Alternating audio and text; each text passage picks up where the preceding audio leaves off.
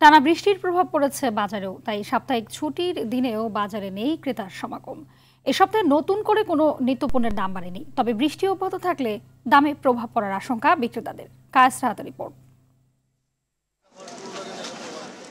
টানা বৃষ্টিতে অস্বস্তিতে রাজধানী সহ সারা দেশের মানুষ, তাই সাপ্তাহিক ছুটির দিনেও বাজারে ক্রেতাদের আনাগোনা কম।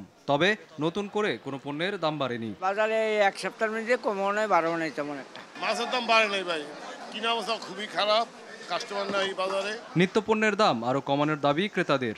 বাজার দাম তো চড়াই, বিশেষ করে চাউল ডাল, তারপর মশলার দিকটা অত্যন্ত বেড়ে গেছে। এই কিছু জিনিস আছে, শাকসবজিটা একটু মানুষের ক্রয় ক্ষমতার মধ্যে। বর্তমান পরিস্থিতি হিসেবে আমার কাছে হাতের লাগানি মনে হচ্ছে।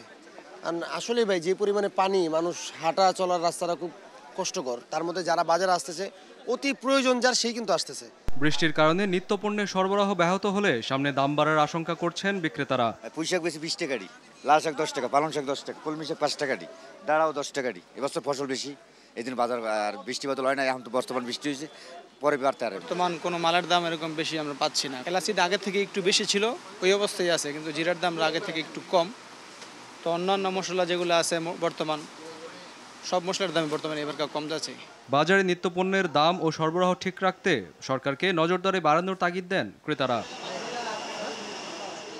কায়েস রাহাত, RTV, ঢাকা।